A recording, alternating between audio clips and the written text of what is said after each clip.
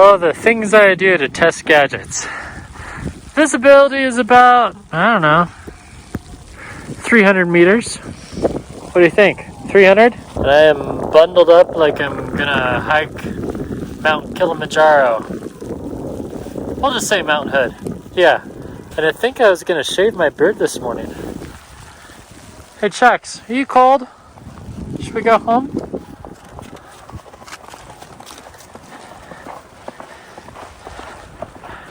Gadgets being tested. Samsung Galaxy Watch 5 Pro. The Apple Watch. What else we got here, Chucks? Oh, gloves, hang on. Oh, cold, very cold.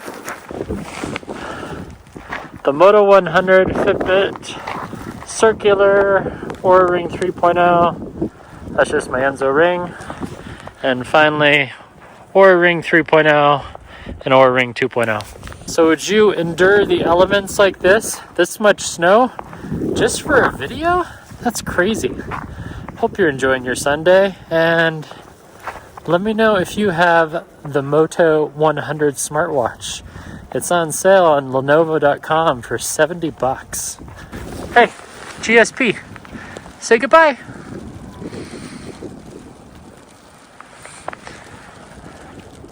Decided to include some video from the Nothing camera. Hey, German short hair, what do you think? Exercise ring closed. Oh, more good news from Apple. So this is the rear-facing camera shooting in 4K while walking in the snow. Now if we reverse it, there we go. Now I can see that little blinking red light remind me that I'm recording. I don't have the glyph lights on because, it's not that dark. But let's turn them on. So now the glyph lights are on. I don't know if you can really tell because it's not quite sunset, but it is pretty overcast. I'm really glad I have a beard because it's freezing. And I need to put my glove on. Yeah, so this is the quality you're going to get from the Nothing phone version 1.0 that was released from Hong Kong sometime in 2022. Goodbye. Say goodbye, furry friend. And we're back from that wintry hike. Yeah, it was freezing. You can see right here how cold it was. I have like the mist on my beard, but the dog, I don't know, I think Chex was getting a little cold, so I brought him inside. But let's take a look at the stats. I know I mentioned the other watches, but we're not going to talk about those. We're just going to talk about this Moto Watch, the Moto Watch 100. Yeah, it's interesting. I'll give it that. Here we go. And here it is in all its glory. I've had it so few days that I still have the protective layers on the screen. Did I say screen? The buttons. So it has two buttons. It's primarily a touch screen. I have 7-inch wrists. So this is what it's going to look like if you have 7-inch wrists. I do find the watch comfortable, which is important. And just your standard one loop, but it does have the little tooth there. Ooh, I think I was wearing my Fitbit a little too tightly. Very simplistic. I actually like it. And the screen visibility, it's okay. One thing it is missing is an auto brightness, and I'll get to that list soon, the pros and cons. I need to wear it for a few more days, but when you're working out, this is an outdoor GPS workout, that's all you get. So if I push this button, no lap, nothing happens. But if I push this button, there we go. So I can pause it, I can start it. The haptic feedback is okay. Here, I'll let you listen to it. Do you hear that? Might echo a little more in the box. Not bad, and that's full intensity. So we'll click finish, finish activity. And, oh, I thought I was running. 3.15 miles, okay. Time, 2 hours and 26. Calories, 641. I was also shoveling snow. Step count, frequency, what is that? Stride, 27. Average heart rate 95, max 132. Oh, okay. And that's it. And if we click back again, there we go. So it does have different watch faces, but so you can see it. I'm going to swipe down, go to, 2%. Display, and then you have to manually go to brightness, and then we'll crank it up to a level 3. But I need to find my charger for this thing. Nope, that's the Garmin charger. Yay, I found it. You won't believe how many of these chargers I've misplaced. I once reviewed a watch and I only had it for a few days. The battery died and then I totally lost the little charger thing and I could not find it. And weeks later I finally found it and I'm like, oh wow, anyway, so it's a very simple, just USB-A charger. So I like to charge things like that with the old Apple 5-watt charger. And then it just has these little pins and they're actually kind of fun. They kind of click down and then it only goes on one way like that. And then it buzzes and it shows you the battery percent. And it charges about 1% per minute, give or take. And it does let you navigate while you're charging. So this is one watch face. And if we click that button, we can go to settings, display, go to style. You have that watch face, this one, not bad. We have this one, kind of a white one, nice. Yeah, that is not bad. Wow, that is really bright. I'm getting some glare off the screen. So now we have to go back. So you can't do, it doesn't know long presses. So you can't just long press on the screen, which is very similar to other ones, but again, $70. So I'll try not to do too many comparisons. Display style. So that one's kind of cool. There's the inverted one, real simplistic. Data. Actually, I kind of like this one. This is one that I've been using since I unboxed this earlier this week. Not bad. Go to settings, display again, style. Then we have that one, and that's it. That's all that. And you can't modify these in the app, which I found very strange, but that's all right. And then you have the brightness levels. So this is a level 2. Now, if you have it a level 2 or 3, you're great outside. If you forget to change the brightness and you go outside and you're in level 1, good luck seeing that screen. It is really, really hard to see. And then it has the lock screen, so that's kind of nice. You just click there and then switches on and off the lock. And then you swipe to the left, you can see all your stats. So I have 11,791 steps a day, distance, calories. Swipe again, foggy weather. And then we have my sleep, 7 hours and 53 minutes. This does not detect naps. Now there is a newer watch by Motorola, the Moto Watch 200. I believe that's a newer one. They did have the Moto 360. I tried that years ago and that was horrible, but I do like that it's circular.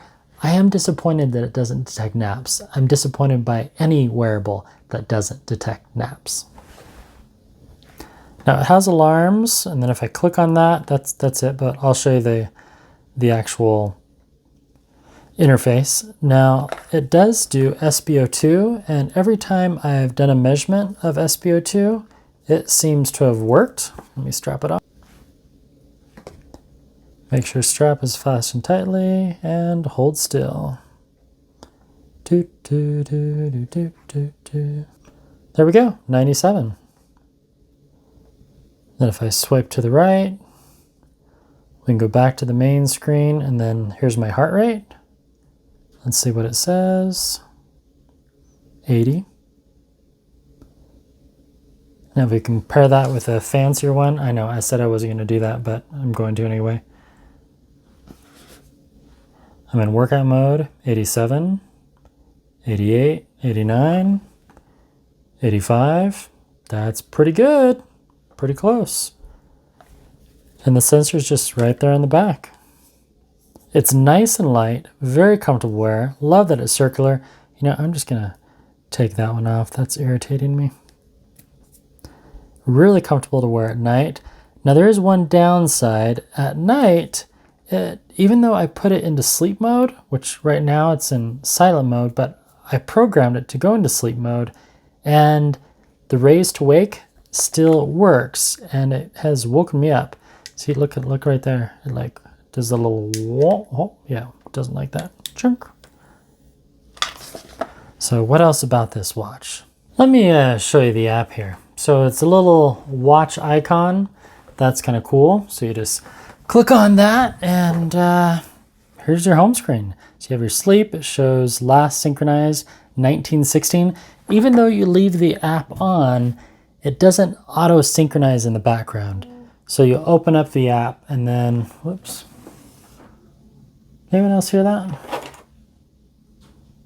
Oh, I just got a notification on my, I really need to put those in a do not disturb. So we have the steps, we have the sleep, we have my calorie. So nice little 3 tiles. We have the running today, and then I can look at those stats. Let's see how it compares. So it shows a nice little start end map. Very cool. Pace analysis. We have the laps. So it auto lapped by itself every, I don't know, every like 10 minutes or something, it looks like. So that's kind of cool. We have heart rate analysis adding to my day, similar to Fitbit.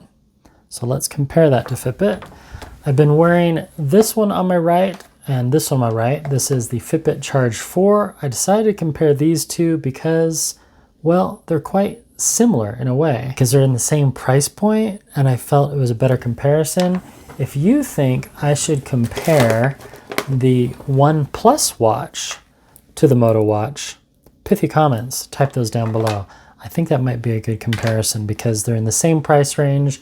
They're both circular, and I think it would make a good video. And that's it. So now we'll go to Fitbit and see how it compares the two activities. 6 days of exercise, you did it. Yep, there's my walk. So we have splits, heart rate. Okay, 101 average, 121 max. Motorola said 104 average.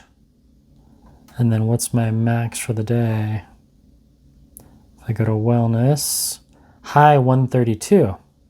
Okay, a little different. Energy exposed. So yeah, a little more details. Whether you like the app better, that's, you know, hit or miss, but still, the fact you have splits.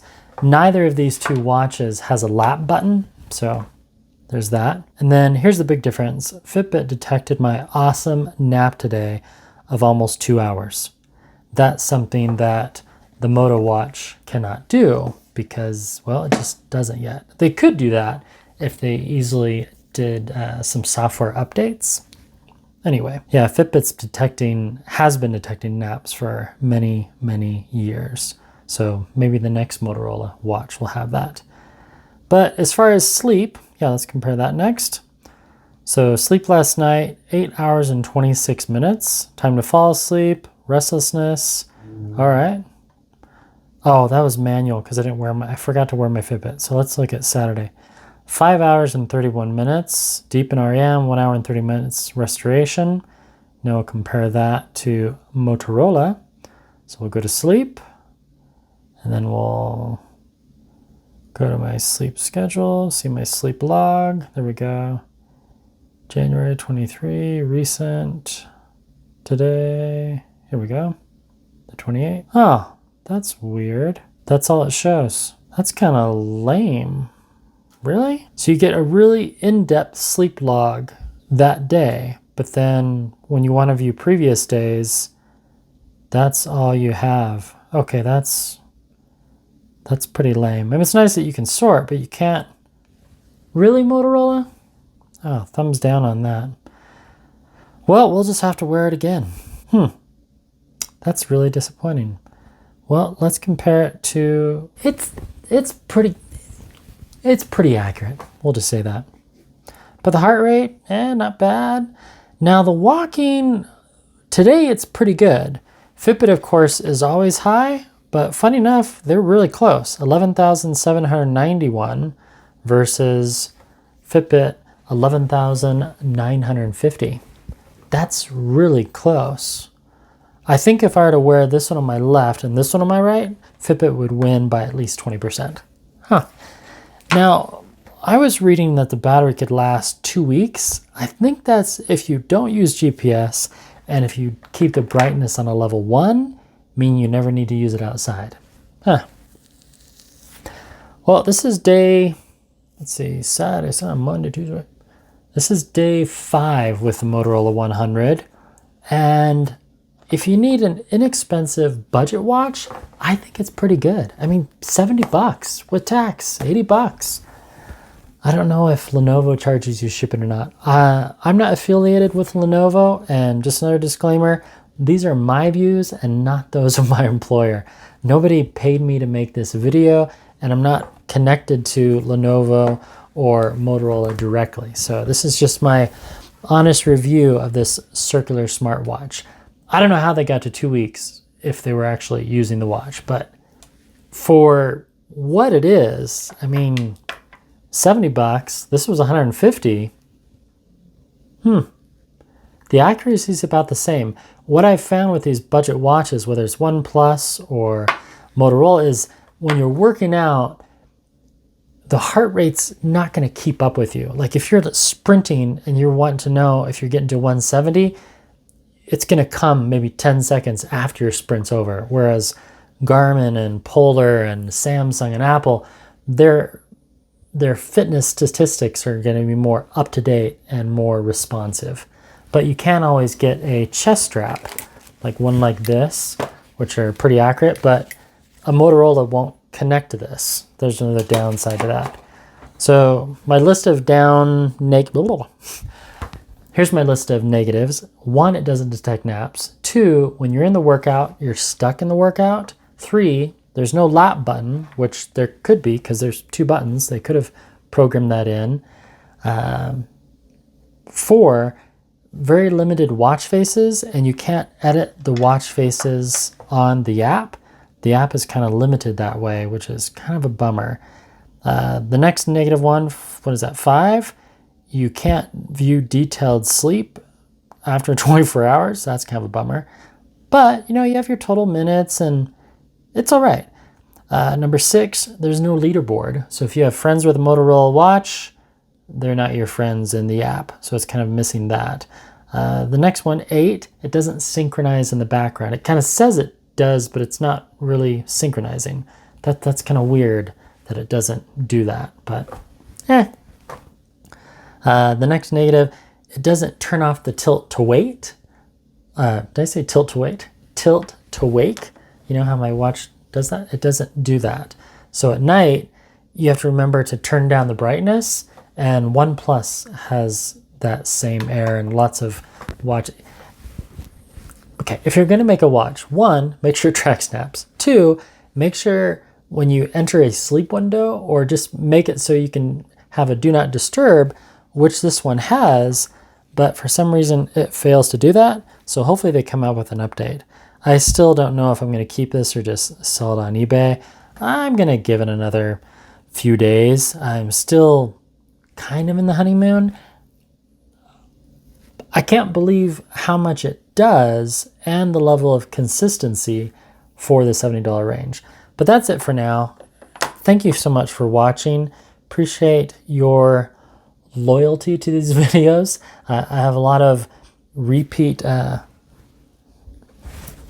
friends, online comrades, if you want to say, that watch and comment frequently, and I really appreciate that. I like the fellowship, the camaraderie, the community aspect of YouTube and Facebook and Twitter and TikTok, Instagram, it's all right, but yeah, Facebook, YouTube, and Twitter are my favorite.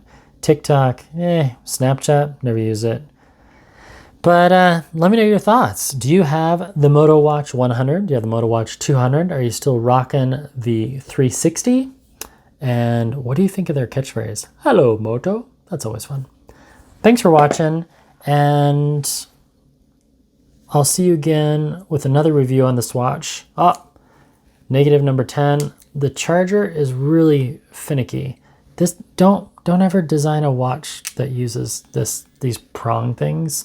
Just use a really strong magnetic disc that doesn't do that. But hey, at least it won't break. And to throw Garmin under the bus, their little prong thing, where I have to shove it in the back like that, Well, at least it doesn't come out. Not a fan of that one either. My favorite charging system is right here.